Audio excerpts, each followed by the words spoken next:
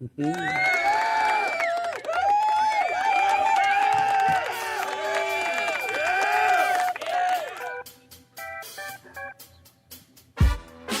enough. Silliness, isn't it, Ted? Yes, very, very silly.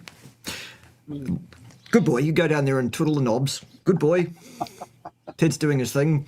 Clearly he's done the right thing with the faders today, and you can all hear us immediately instead of having the fader pull things. Unbelievable. Right, well, my guest today is, well, the famous, the incorrigible Coach Stephen, who needs no introduction, so he doesn't get one. Cool. Stephen, say hi. Hi. Very good. Right, well, thanks for joining us. Join us next week when someone will be wrong on interwords. Oh, since you're here, Stephen, we might as well talk about stuff and things. I'm going to let you kind of guide us around the bases today. But before we kick off, update, boys and girls, a bit of news. Just before I came online to meet with Stephen and meet with you lovely fine folks today, I've just been doing a little bit of light reading, so I have. It's a PhD dissertation by one Lame Norton. So I'll be doing a video in the next few weeks when I've finished wading through the waist-deep excrement that is that dissertation. Goodness gracious me. I've already identified some pretty serious issues, kiddies. So, you might say, well, I had a preconceived notion about Lame Norton and his work, and I do. Nonetheless, what I shall supply will be factual. Or at least semi-factual, or at least allegedly factual. Like the fact that one of the things in his dissertation is an acknowledgement to his lovely wife, who he names. Would that be the same lovely wife, Lame Norton, that you left heavily pregnant for another woman? Allegedly? Nothing to do with your thesis. I just want to point out what a piece of shit you are, Lame Norton. We'll get to your thesis, and well, it's not even a thesis, it's a dissertation. It's another one of these American PhDs, Stephen, where the candidate has got a PhD by doing a dissertation and making up the rest of it with coursework.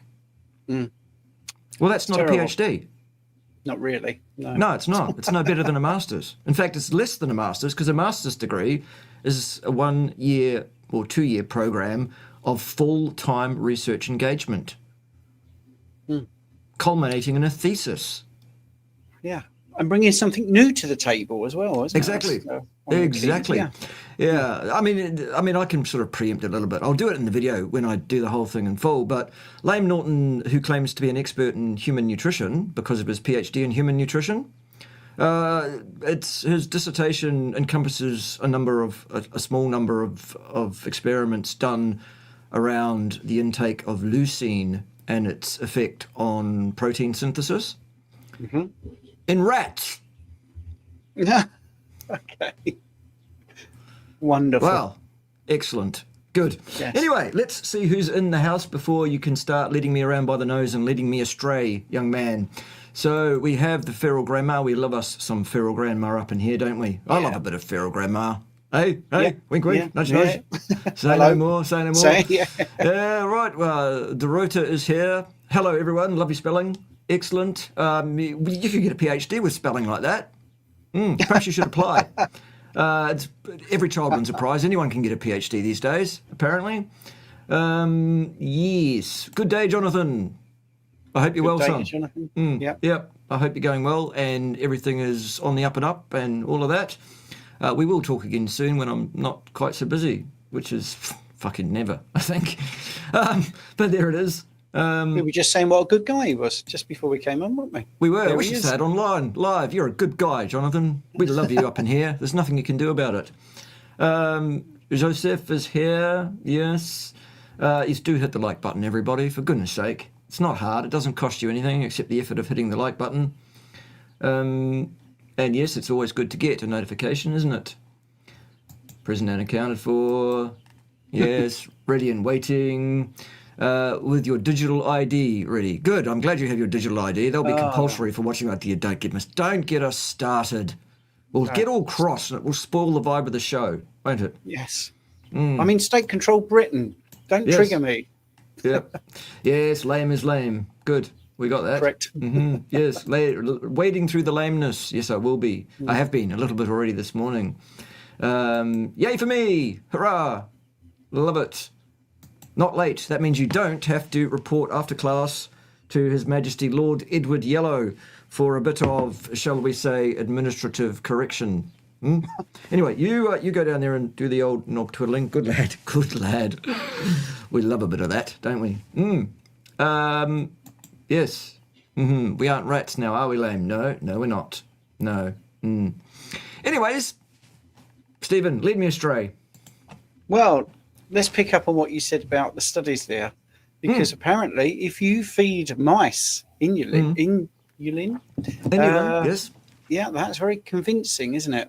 And you missed one little thing, because that group of mice, there was no fibre group. That's right, no control group. No control group, which is, very frustrating. That's some good sciencing, isn't it? It is. So that's the kind of level of engagement with actual science, actual rigour, actual discipline, and the epistemological standards that we should hold ourselves to as scientists by individuals such as young Nicky Nitwits, the nut nibbling nitwit, and his nonsensical numbscullery. Gone off the rails a bit. It's a shame. But I don't think he was ever on the rails myself, but there you go. Yes. Well, what are you making of all these people putting carbs back in? Have you noticed anyone talking about this? I have not really been paying a lot of attention because I've been rather busy chasing my tail, or indeed the tails of all sorts of animals around here, trying to administer various things in various ways to prevent various health concerns. Also, once again, it's been pissing down in a biblical way. So far, we are above the water on this occasion. Touch wood, touch wood. Yeah. Yes. However, people have contacted me and said, "Oh, look, they're dropping like flies." Okay. Do you want me to lead it a little bit more? Yeah, than please, I'm leading absolutely. It? Yeah, go. Well, I wanted to know what you knew, because there are a few people who I do respect, and I'm not going to be horrible about them, who are thinking of adding carbs back in. But it's frustrating because their reasons make no sense, and it's not joined up. So I will name names because they're surprising. It's no fun if you don't. Well, yeah, but it's not being horrible. It's actually just being surprised. So Dr. Lisa Wilderman, who is brilliant and was great to me when I started at Meat RX, fantastic. She's thinking of adding carbs back in, but she had a session where someone called Zane was on, who I don't know. And I think he was the guy behind the film Animal. Oh, yeah. And they just don't seem to understand the physiology properly. And yes, Stoker's saying about Dr. Kilt, so I'll get to that. And it's really frustrating. And it frustrates me because they're doing things based on the wrong information. I don't mind anyone doing anything. And if it works, that's fine. If you want to live on Cabbage Patch soup and you feel fine and optimal, that's great. But don't tell me you're doing it for reasons that aren't actual physiology. Right. Don't, because you're going to convince other people and it might not work for them. So my bugbear, I won't start with the HbA1c because everyone's heard that. I will come back to that, but I'll also talk about T3. We're talking about the lack of joined up thinking. So commonly here, T3 has tanked. That's like the common phrase. It's gone lower than the normative ranges, which are rubbish in the first place. Because the normative ranges are just that, they're not optimal, and they're based on a population eating 45 to 65% carbohydrates. We don't eat that amount. And T3 is absolutely critical in glycolysis. For those that don't know what that means, it means the processing of carbohydrates, because you need it to move pyruvate across the mitochondrial membrane. So our T3 isn't low, it's appropriate. That's the first thing. So you shouldn't be changing one. I mean, I'm going to talk about a whole sort of myriad of things right now, but this is where it gets me, Bart, because they're also the same people that say gluconeogenesis is stressful. Well, make your mind up, guys, because if you raise T3, what does T3 do? Well, it boosts it boosts gluconeogenesis. So you can't have it both ways. That's the first thing. So that's what she T3 said. Thing. I'm here a week. Okay. Yes. So that's one thing. I think people don't really understand the T3 situation. But then they go on about cortisol, and they always do the thing that is ridiculous, because cortisol is the homeostatic hormone. It's a stress hormone. It's stressful. It's not. Of course It's not stress. It's not. And when they talk about it, it's like that is the main driver of blood sugar, but it isn't. It's glucagon, and we all know that. In that whole conversation, they never once mentioned the insulin to glucagon ratio, not at all. So that's a bit frustrating. So they're talking about a stress hormone, which isn't a stress hormone. They're talking about gluconeogenesis being stressful, which it isn't, because everybody does it. I will do it tonight when I'm asleep. I will do it today when I'm awake. But so will someone on a carb diet. That's what she said. Yeah. Shall I not bother? And no, go on. Are you not bothered? Do I look bothered? Do I look bothered? Go on, Stephen. Sorry, can't help myself. That's all right. It's okay. Ted's fault. Yes, it is, isn't it? Right. So let's get into the next bit. Mr. Bowman, by the way, said, why has cortisol been associated with stress? Because that's one of its roles. That is one of its roles. But it won't just increase blood glucose. It also will lower it when it needs to. It won't just increase blood pressure. It will make sure it's lowered, because it's a pulsatile hormone that's going around constantly, and it's doing its job. It's looking at what it needs to do, amongst other things, which brings us on to a couple of the other things that frustrated me, which is, I wonder if Mr. Beaumont, by the way, is named after Mr. Beaumont, the boat that Joey bought in Friends. Anyway, when did you stop believing the cholesterol? We'll do that, shall we? Shall we carry on?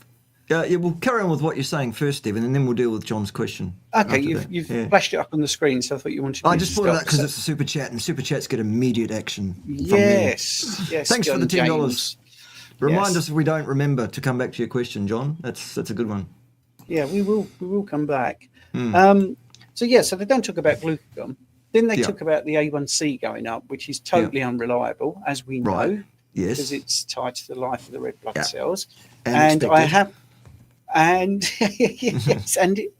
it's at least in another interview, somebody talking about this thing actually does know that labs are now going to do the HbA1c, the adjusted HbA1c, which does factor in the life of the red blood cells.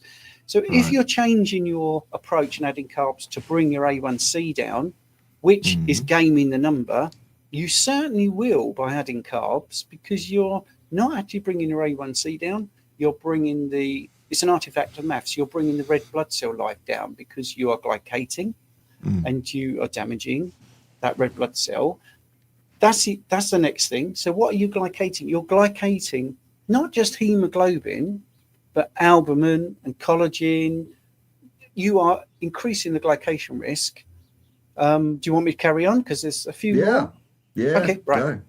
So in this conversation, they were saying that, and it will tie nicely with Sid James's question about cholesterol, which is that, well, it's going to lower your ApoB.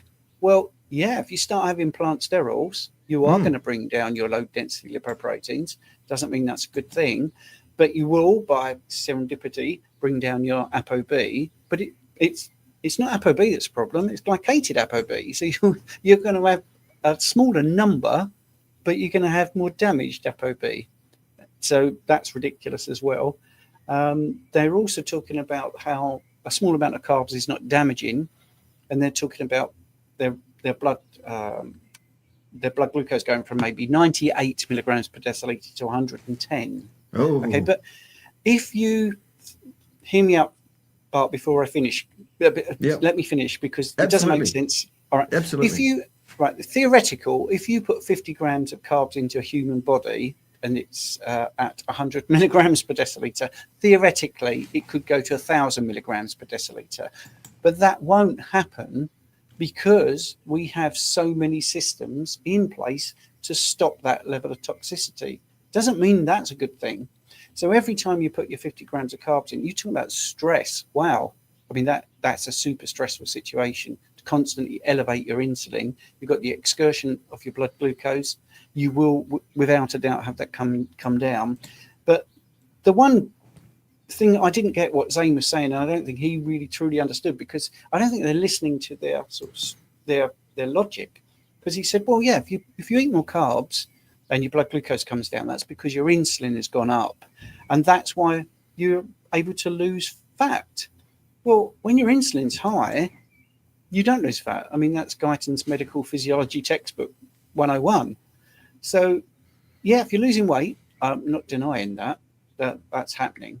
But I think what's happening there is Lisa actually mentioned, I'm going to say the C word, 1,200 calories per day. That's under eating. That is not enough. And, you know, I think she mentioned some hair loss, maybe not for her, but maybe for some people that follow her. Well, if you're under eating, sorry if it's a touchy subject for you, Bart, but hair needs about 3% of your daily protein intake, which is a big demand, really, for what it is, which is why, you know, some people lose their hair in moments of genuine stress because it's not essential. The protein needs to go somewhere else. And if you're eating not enough protein, hair's going to be jettisoned, because that 3% can make or break a vital organ. So I think there was a lot of under eating going on.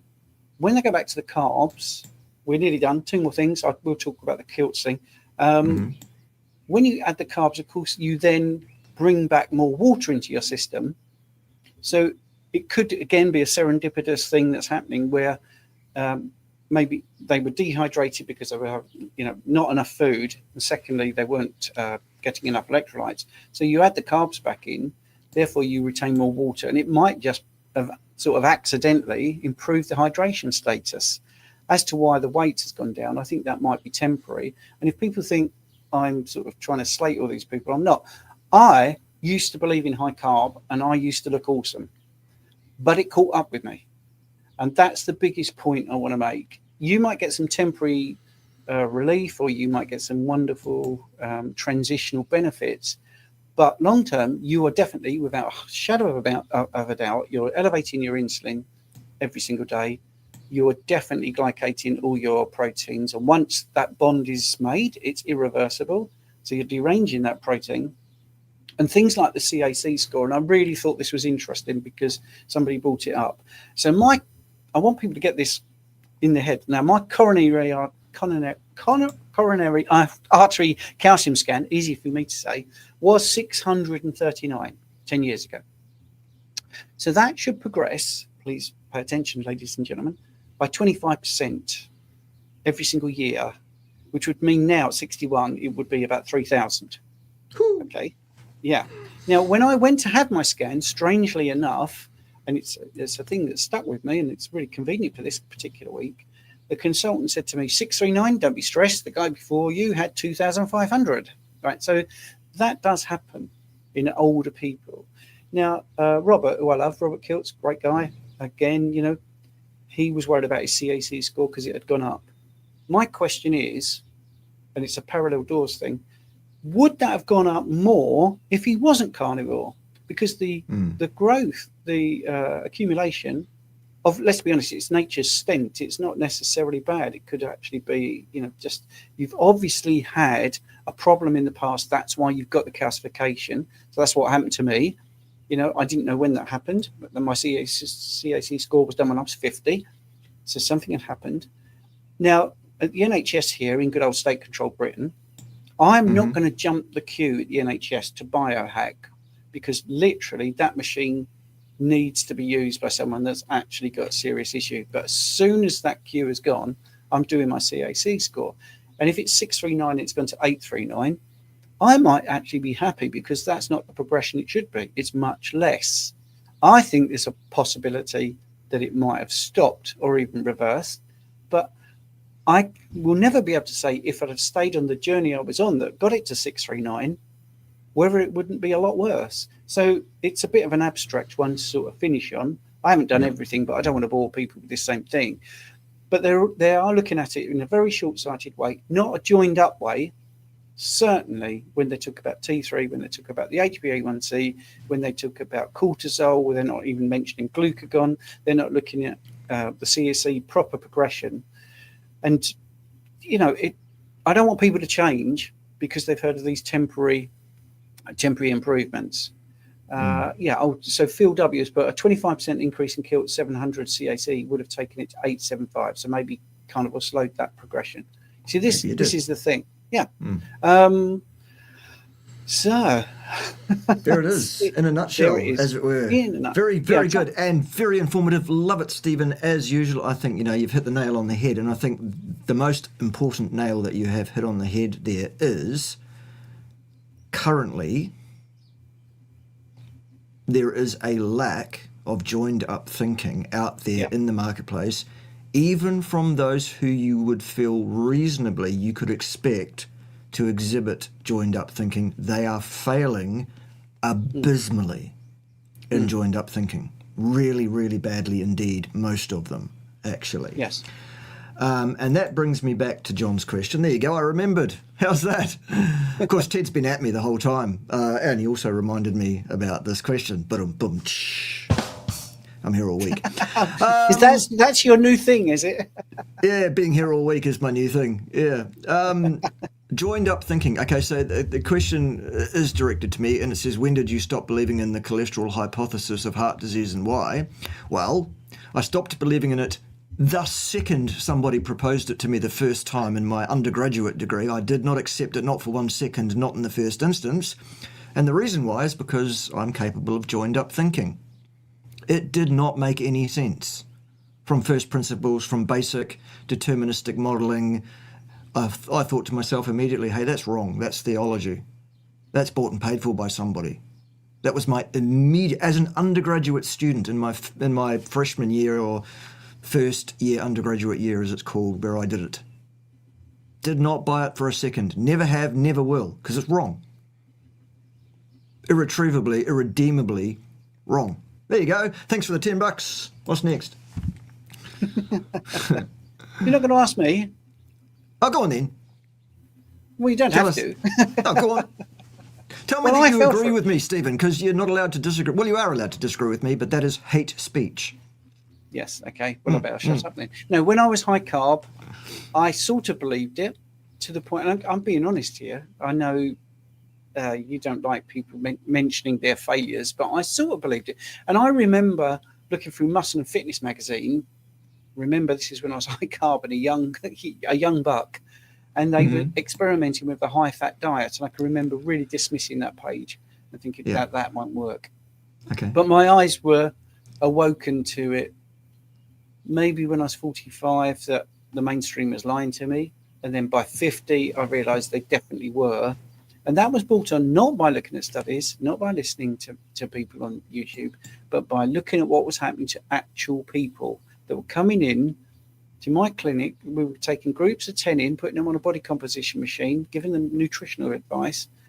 And when I was high carb, the results were abysmal, except for the people. And every time I said, what are you doing? Why is it working for you? And they would say, I'm ignoring you. I'm doing Atkins. I'm reducing my carbohydrates. And I started to realize that I've been lied to about that. So when I went low carb, I pretty much, looked into the 7-country study. It was actually 22 countries and all that sort of stuff. And then you realize you have been lied to in a big way. But I think you have to be a little forgiving to me, because the multi-billion-dollar industries and the legacy media and the pharmaceutical companies have got it sewn up. They've got it absolutely sewn up. So how would I get that information without going to search for it? And if you trust people, why would you search for it? But once you've realised you've been fooled, wow, you don't get fooled again. And I think that's partly what I think. I don't like to blow my own horn, as they say, but I think I'm good at looking at something, thinking, is that right? Doesn't stack up. That doesn't make sense, and questioning everything. You were going to do the wah, wah, wah or something then when you're very tempted. There's me blowing my own. Of course, I have to blow my own around here because, well, you can't get the help, Stephen, frankly. No. Yeah, well, let's do a joke then while you're looking at the next one. Yeah, I was going to go for a job at a sandwich shop today, but I didn't bother because I heard all the roles were filled. Oh, we're here all week. Very good. Okay, very good. Okay. Right. All right. Is it okay to spike insulin once a day? Well, not only is it okay, it's required, as far as I'm concerned. Yep. Or at least every other day, You need insulin. Of course you do. You need a spike in it to maintain the viability of, well, things like your kidney tissues doing what they should do, filtering things in and out. Thyroid function, it's pretty important for that, really. If you don't have insulin, you can't actually do much in the way of muscle protein synthesis. Well, it's protection as well. I think it protects muscle loss as well, doesn't it? And, it helps you recover from exercise. Yep. Yeah. Yep. So absolutely. Fantastic. Yeah. Good. Good. Thank you, Jonathan. Good. Yeah. I'm glad that you're enjoying the lives. The reason that I'm only doing live presentations at the moment on my channel, in case anyone doesn't know, is because I'm just too busy to record things, edit things, do all of that. We are still chasing our tails trying to repair this property from the damage that occurred a few months back. We've had some health issues in our animals that we're having to get a veterinary specialist in to help us deal with and put a treatment plan in place to stop that in its tracks and get things back on where they should be going. It's springtime, so everything's growing and everything's happening and whatever. We're expecting to be doing calving in the next couple of weeks, having just got clear of the lambing. Yeah, it's too busy. I'm sorry about that, but I'm glad you're enjoying it. Right, what's this? Switch to a carnivore diet and now I get frequent nosebleeds. Is there a reason? Stephen, go! Nosebleeds on carnivore. Well, that's really unusual. Yes. Have you ever had nosebleeds before? That would be the first question. I would say I'm a little bit at a loss, unless it's something to do with whether you've got some aged meats going on or some aged cheeses, and it could be a dramatic histamine response. The thing is, it's a low inflammatory diet. It's very unlikely to bring on a nosebleed. Yes. I would wonder what's happening with your blood pressure, whether it's normalizing. Yeah. I don't know. Yeah. There's not enough information, actually, Gabriel. I'd like to know whether you're on BP meds, because one of the things that can happen is if you're on any medications, this is true with diabetics and people with blood pressure meds, when you go to this way of eating, if you don't talk to your doctor, you can have some problems, because naturally this species appropriate diet will bring your blood pressure down. Yeah. So if you're still on blood pressure meds, you're going to have a problem, which wouldn't actually give you a nosebleed, I don't think. But I'm just saying that's why we need more information, because there could be something in there that with this way of eating and something else you're doing could bring that on. But I've never actually heard of that, to be honest. No, neither. Brilliant. Well done. Good answer. The answer is we need more information, really, and I would have probably said exactly the same thing. Critical thinking in academia is only allowed under certain circumstances. They will never allow us to say anything that goes against the narrative, the accepted narrative. Yes, that's the reason for the lack of joined-up thinking in graduates over the last 20 years, basically. Yeah. Yeah. Yes. Yes. Questions. Yes, this is not a question and answer session per se, by the way. I've stopped doing those. I mean, you can ask questions and we'll answer selected ones if we feel like it. But the reason I stopped doing Q&A is because the viewer numbers were very low compared to slagging somebody off videos, funnily enough. And the financial return, and by way of super chats and all of that on them, was just waning. Just like the weather here, it's always waning. I'm here all week. Yeah, I mean, the other thing, you were talking about joined up thinking. I mean, I know you've been talking about that, Dr. James, and the acid-base thing, which bothers me as well, because in bloods, the reason your blood is 7.4, not 7, is because there's an alkaline pool. And, so our body is designed to deal with the acids that are coming in from the diet, which is really frustrating, because that on its own is pretty obvious that that's what's happening. But he's banging on about proteins being acidic. Yeah. But when you look at the Krebs cycle for carbohydrates, it makes loads of CO2, and then CO2 in the presence of water will make carbonic acid. And it's actually, I think, something like, for one glucose molecule, you make 6 molecules of carbon dioxide. So actually, when you look at it, carbohydrates are acidic. So he's looking at the wrong place. And secondly, don't implicate proteins, because proteins amino acids can donate or accept protons. So actually, they're even better.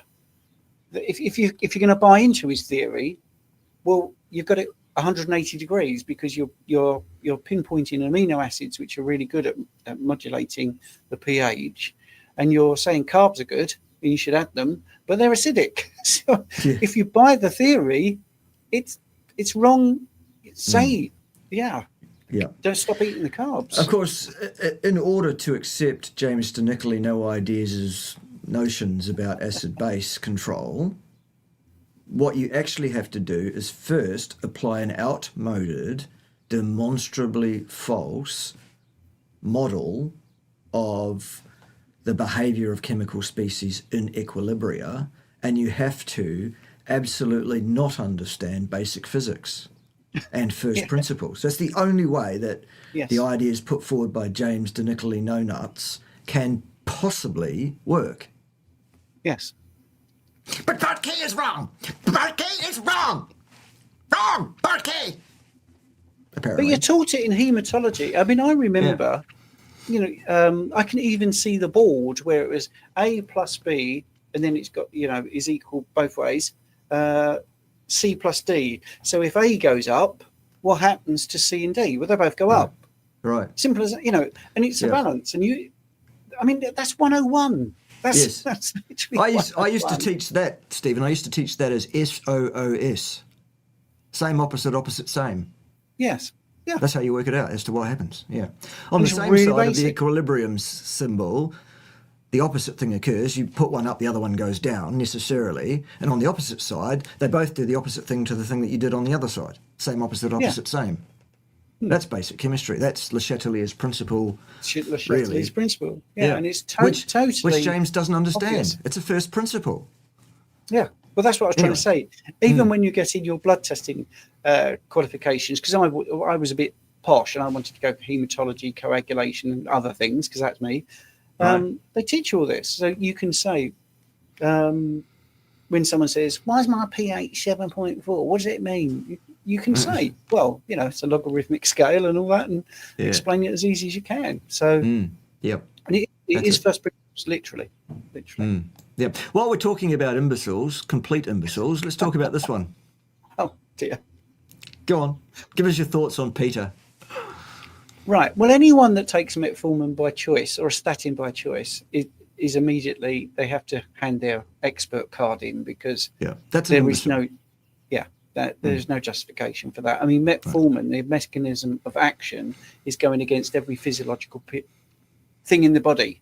For those that don't know how it works, the cell is sitting there deciding how much energy it needs, because these things have been developed over, as Homo sapiens sapiens over 300,000 years, and as hominins, millions of years, and it knows what it's doing.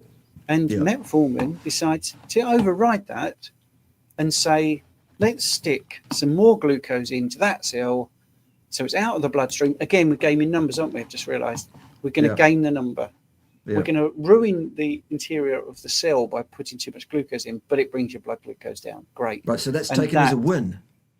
Exactly, and it's not, is it? It's breaking your physiology. That is a classic example of what's called a Pyrrhic victory. Yes. Basically. Yeah. Probably misheard that. But anyway, Pyrrhic, Pyrrhic. Yes. He's an absolute Pyrrhic. Yeah. Don't be such a Pyrrhic, Stephen. Yeah, I know what you were saying.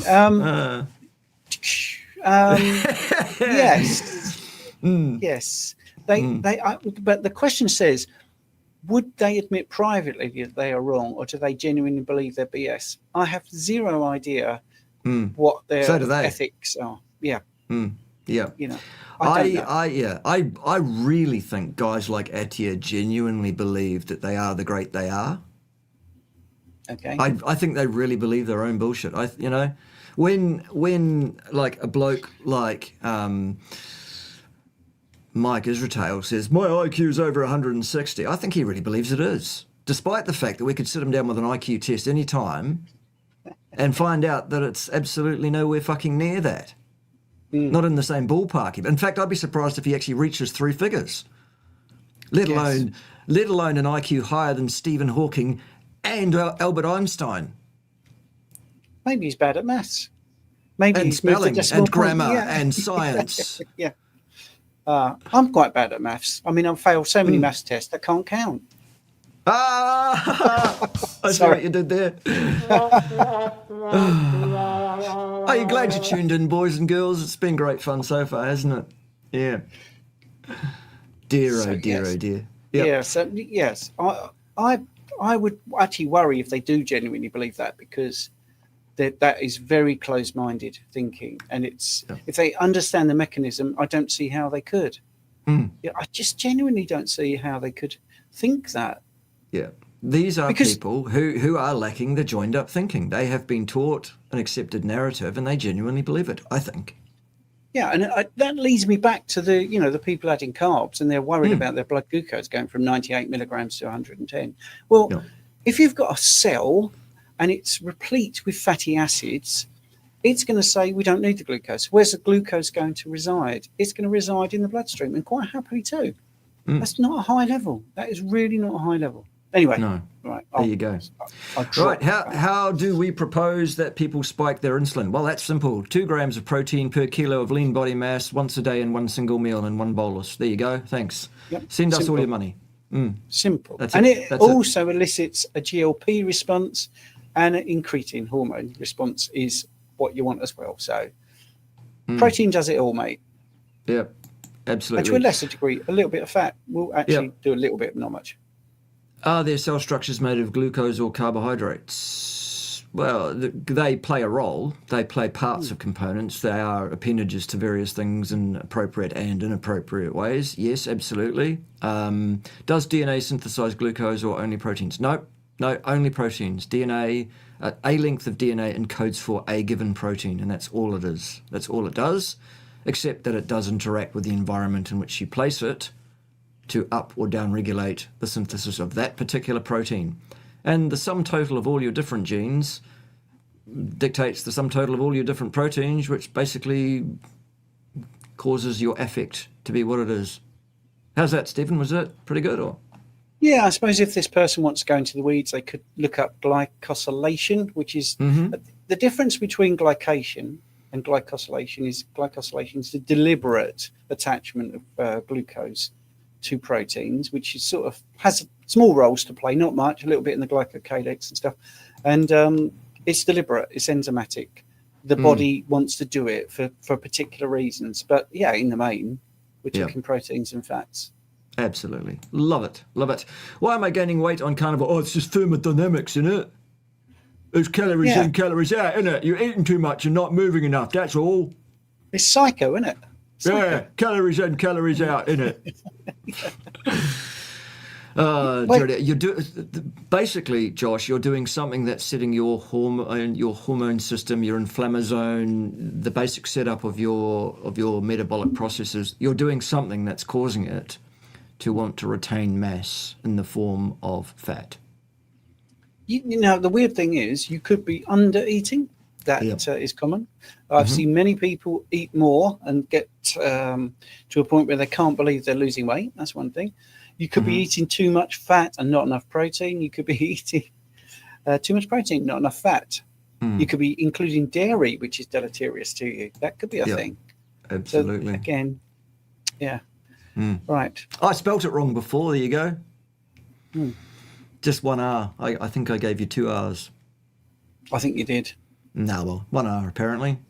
Yes, it's an empty victory. It's a victory that comes at the expense of, anything worthwhile having. It's like we won the war, but we lost the entire army. That's a Pyrrhic victory.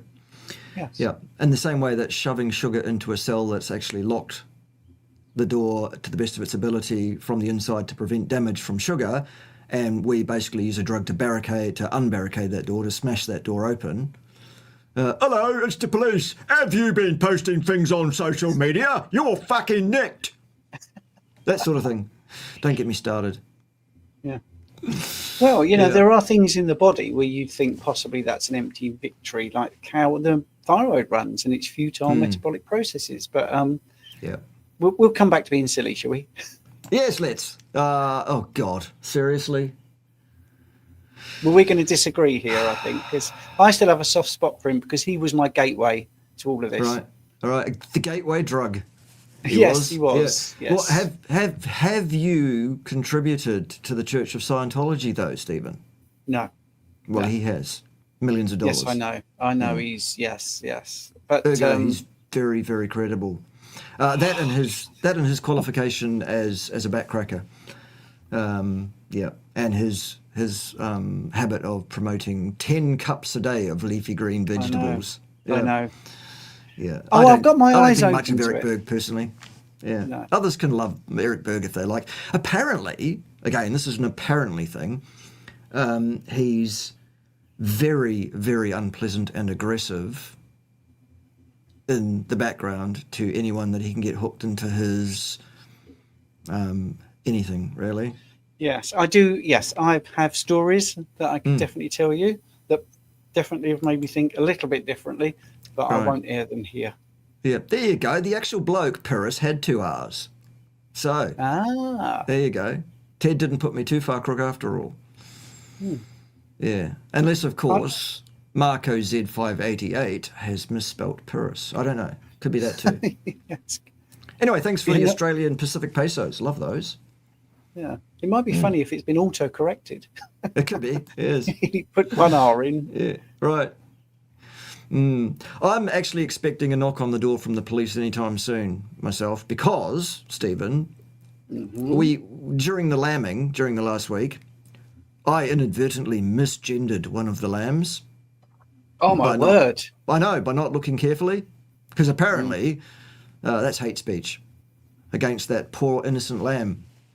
And I think a complaint has been lodged. I wonder who did the complaining. Yeah. Well, one of the biggest proponents of the nonsense that we're talking about is a Professor Dave, and I've took screenshots of some of the stuff he did, talking about DNA and chromosomes and genetic coding, because he's one of these that's saying it's in the brain and a woman can be anything, anyone can be a woman. And yet all his actual teachings on his channel, which has got him lots of subscribers, I've actually screenshotted one which says DNA 50-50. You're either female or male. So which one is it? This is the thing I like about you, Bart, very much, is you're consistent. Yeah, absolutely. Rock solid. Yeah. Yeah. And I try to be consistent, but I also try to be honest. So when I've got something wrong, I put my hands up. But I think I was not in this industry, not in this space. I think as soon as I was in this space, I woke up. And that's what frustrates me. If you're seeing people on a daily basis and you're listening to influencers and you change your way of working based on one opinion and no research, then that's a problem. You need to understand every single bit as much as you can.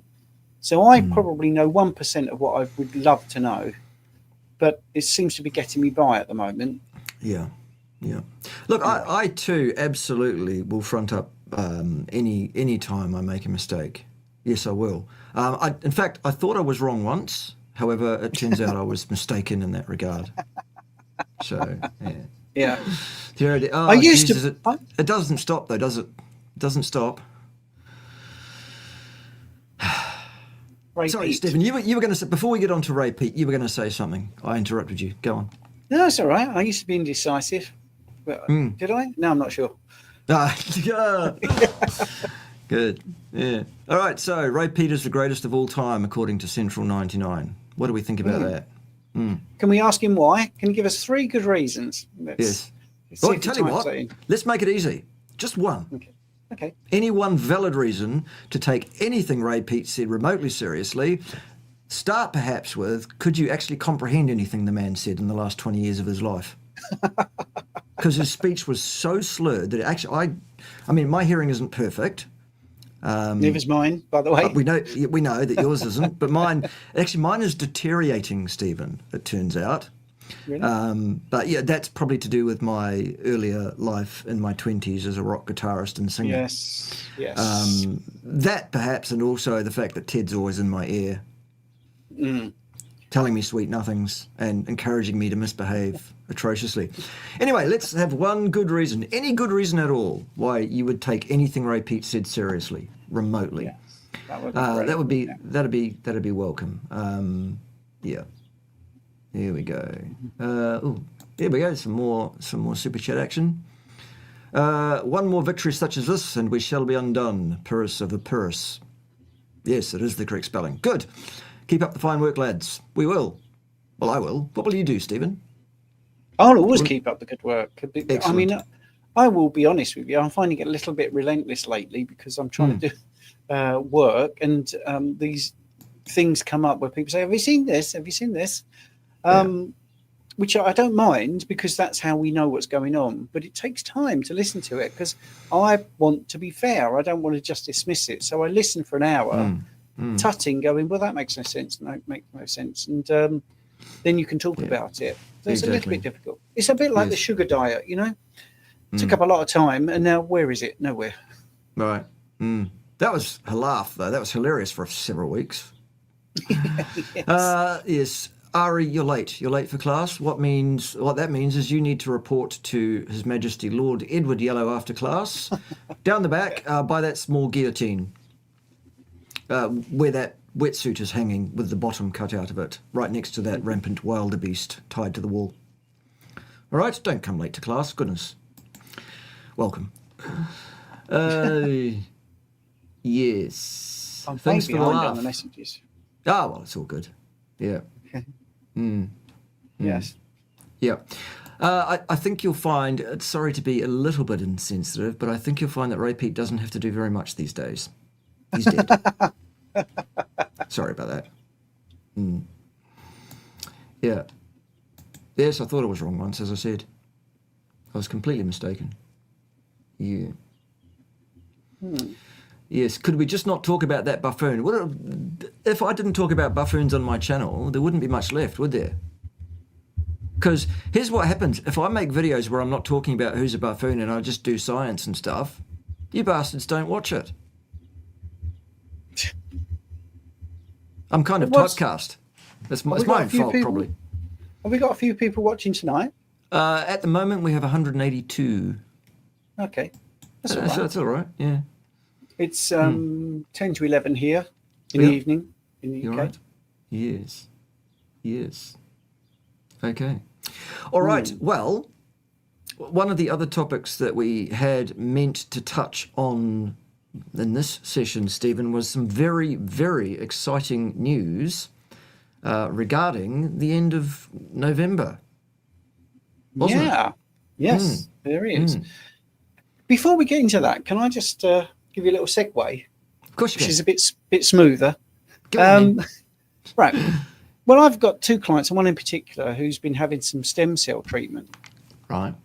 And it's quite a costly procedure, and it's not going very well. And I think one of the things that is troublesome is, there's still not enough known about it. And I think it's not blasé, but I feel that some of the studies are okay. But I don't know if people know, but you can have different ways of having stem cells. One is you can donate them yourself, or obviously you can get them donated from other people. Both of those are very expensive, by the way. But when you sign up for that, people think they are signing up for just, stem cells. And they're not. There's a lot of other things in there. And it can be quite panicky because the effects are not precise, and what might happen as you transition are not very well documented. So if you've got Muse cells, which are like multi-use cells that are injected into you, you can, experience some problems like tremors, and you can see differences in blood pressure and heart rate, other things, temperature differences. And because it's a new technology, what I'm finding just from people talking to me is the information coming back is not that great. And I thought, and one person in particular said, I just don't like the idea of having, something in me that's donated, and maybe, there's other things. So a bit like a certain pharmaceutical treatment that's been recommended for the last 5 years. Once it's in you, it's in you. That's what she said. So it just made me think about the fact that we should talk about that in general, because we have something that isn't like that.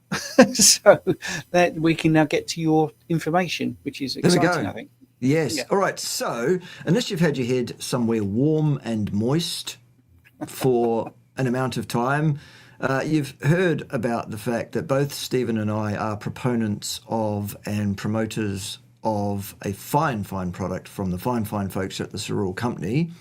Well, range of products, really, that being Stem Enhance Ultra, Sciactive and Plasma Flow, as shown currently on the screen, and as available to many of you in 70 countries and territories around the world as we speak right now, simply by going to https onlinecoach.cerule.com, and then you can line Stephen's pockets. And so you should, frankly. The flagship of those products, of course, is the Stem Enhance product, which is a naturally occurring extract from a blue-green cyanobacter that lives in a lake in Oregon. And what it does is causes your bone marrow to release your own adult stem cells to your bloodstream, whereupon they tool about in the blood and find tissues, cells in your body that are in need of renewal or repair for any reason. And that's what they go about doing with gay abandon. Excellent. Yeah, so that's what they do. Now, this is a product that's been available in various different forms and various different iterations under the umbrella of various different companies for now 30-something years.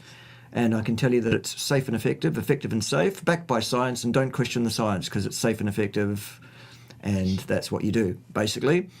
However, some of all of y'all who are hardcore in the carnivore community are like, no plant material shall pass these lips and stuff.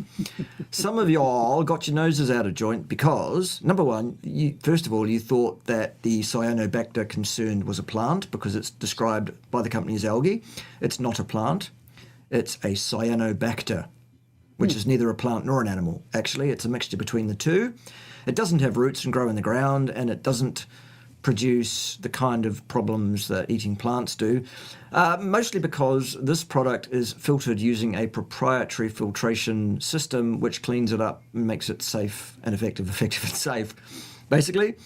I've got questions. Have you? Yes. Go on. Yeah, right. So for those that don't know, how does it work? Right. How does Stem Enhance work? Right, Stem Enhance the active ingredient in Stem Enhance is what's called an L-selectin ligator. Now, L-selectin is a protein strand that ties the adult stem cells to the superstructure of the bone marrow proper. And that chemical in the Stem Enhance, like a pair of scissors, cuts that cord and lets that stem cell be released.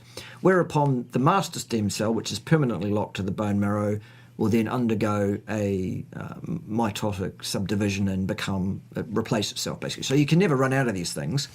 But as we age, we release fewer and fewer of these. It's encoded in your DNA. You're supposed to die at some point. This is one of the reasons it happens.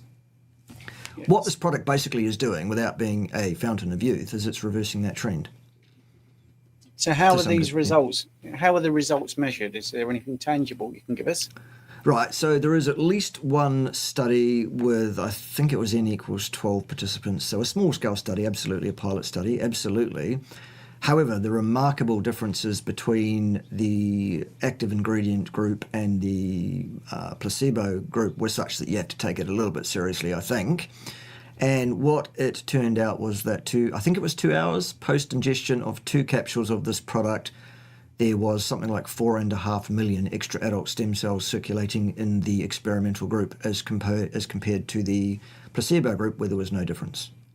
So what would that be as a percentage, do you think? Oh, about 25. About 25. Yeah, at peak. And then over the next 4 to 6 hours, it returns to baseline, mostly because the cells get used to become new cells, basically. So that's how it works. Anyways, some of the people that are in the hardcore bucket, if you like, of carnivore said, this product contains plant material. Well, first of all, AFA, the base cyanobacter from which this product is made, is not a plant, so no.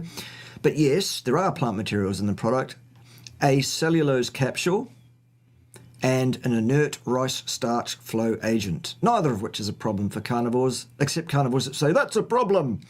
So anyway, I've been working with the company for several years to convince them that they need to take this market seriously, and they have done. And we've been doing a trial down here in New Zealand and Australia for some time with this, which is Hardcore Carnivore Stem Enhance.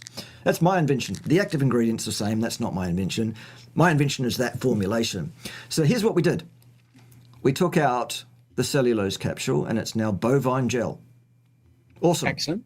That comes from my cow, for those that don't know. And instead of the inert rice starch flow agent, it's silica, which also is not a plant. Okay?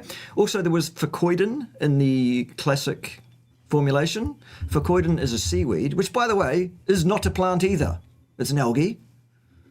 Nonetheless, the fucoidin's out of there. It may go back in the future, actually, once I've adequately educated people that fucoidin is not a plant either, I think.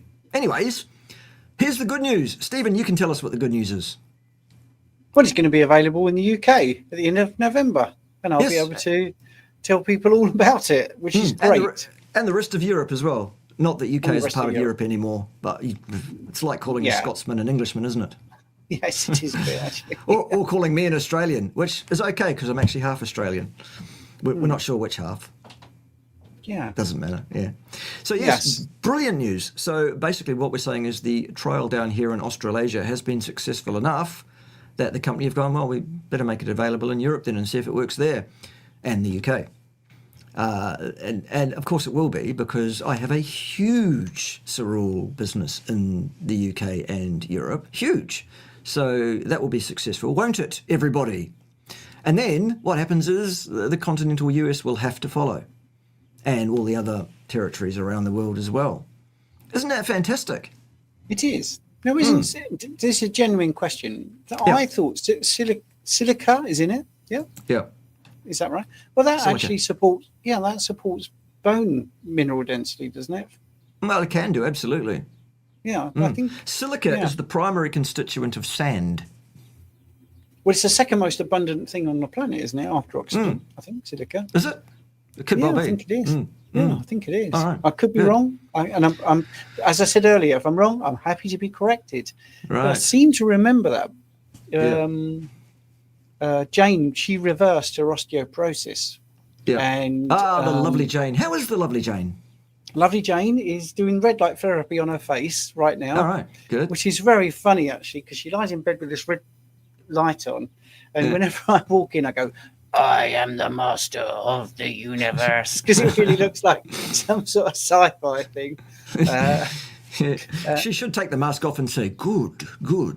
Yes, let your hate flow through you. I will complete your training. Yeah. Something dark side. But the point I was going to make was she went more strict on the carnivore. She took the stem enhance as well, and she did actually reverse her osteoporosis, which was great. She used to have, which we can't claim it was the stem enhance. Of course. Can't claim that. But she used to have joint pain in her fingers. So it could have just been carnivore. But anyway, that went quite dramatically, actually, because it was getting to the point where she couldn't open it. I know it's corny. She couldn't open a jar in the kitchen or whatever, but she's one of these people that didn't want to ask me. And she ended up going, I really don't want to ask you, but can you open that jar for me? Whatever. So, yeah. I'm always having Ted twiddle things for me as well. Well, I've heard that.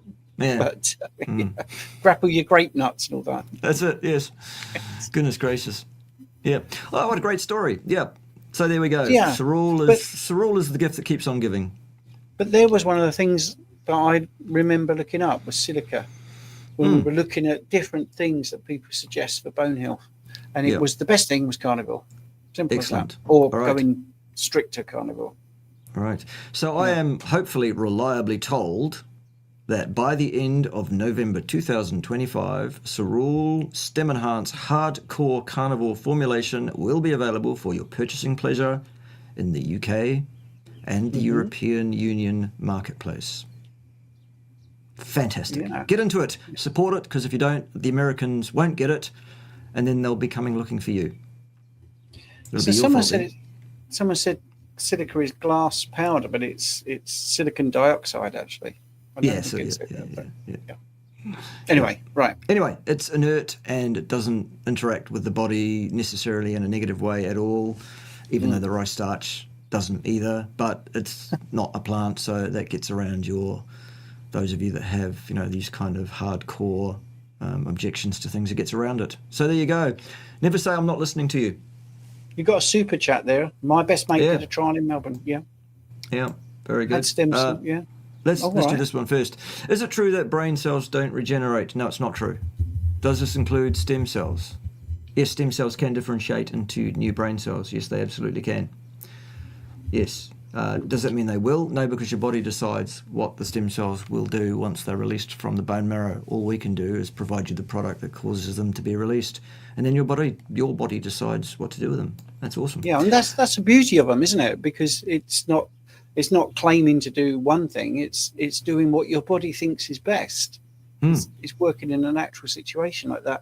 And I think we all sort of know pretty much that the brain's plasticity is there, because we hear stories of someone that has a bit of brain damage from a car accident or something, and then they regain their speech or they regain vision or whatever. So it just shows that it's remarkable. But the body is, liver can regenerate. Why would the brain not? Because it's so critical, isn't it? Yeah, anyway. Exactly. Right, that's daft to think that the brain cannot regenerate. Yes, it can.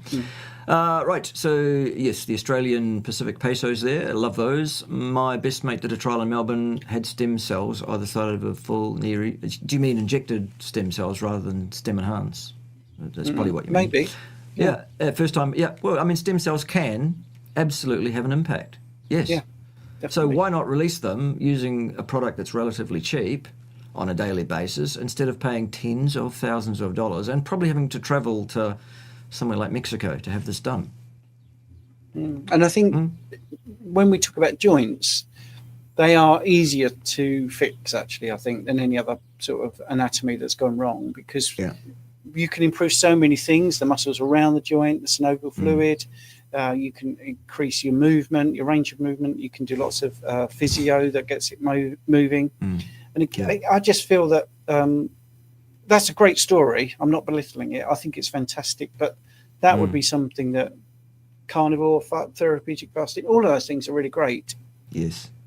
No, I agree. I think that's a great story. I just think it needed more emphasis on the dragons. Yes. Very good. I had to do it. What is the seaweed for? If you mean the fucoidin in the original stem enhanced formulation, it is there for the trafficking and proliferation of adult stem cells having been released. Fucoidin tends to cause the amount of stem cells that have been released to actually undergo division themselves and increase in their numbers, and it seems to give signalling as to trafficking as to where these things should go somehow. And I thought that was I'm thinking and I'm hoping that we can get the company to put the fucoidin back in the hardcore carnivore, because I think it's important, and it is not a plant. So I was thinking that was an existential question. I think they were imagining seaweed going, why are we here? What is our purpose? Yes, what's life all about? Do we reincarnate, or is there some doubt? Tonight, Stephen and I will work it all out. This is the meaning of life. Yes, very good. Okie dokie. Well, I think, it's been just on an hour, Stephen, and it's been an office hour well worth having, I think. Yeah. I think so. Yep. I can never tell. I always get off and think, I missed so many good points I could have raised. But it means you have to come back again. Yeah, that's true. Yeah. So, that being said, where do we find you, Stephen, if we don't know where to find you? Because we've got to head somewhere. No, there I am. Right. on the social medias. Yeah. YouTube, you can search at Coach Stephen or Stephen Thomas Bachelor of Science. You can do that, or the UK Carnivore.com is a really good thing. If you want to look at my website, my Substack is amazing. That's where, if you want science, let me get the address. This is amateur hour. I should have had this ready. Oh, well, shit happens. It's It's the UK Carnivore.substack.com. I should be able to remember that. I'll do that next time. The UK Carnivore.substack.com. And you'll really love that, because that's just daily article about science, based in actual science, and it has real sort of practical day-to-day tips and how to read bloods, to basically empower yourself, the knowledge to be able to go, right, here's my blood labs. Let's have a look at the right pig's ear of the interpretation from the lab and do it myself. Awesome. Very good. I don't think we covered this one. The doctor lamented that several failures occur because many patients don't control variables, rehab, diet, lifestyle, and they, okay. Yep. Do you mean the injection doctors, the stem cell injecting doctors? Is that who you mean? I don't know. Anyway, thanks for the super chats all around. It's been a good session. Basically, the only thing really that we should do to close off is we should probably have a singing of the national anthem of the independent sovereign nation of Timbatia just before closure, and it goes a little bit something like this.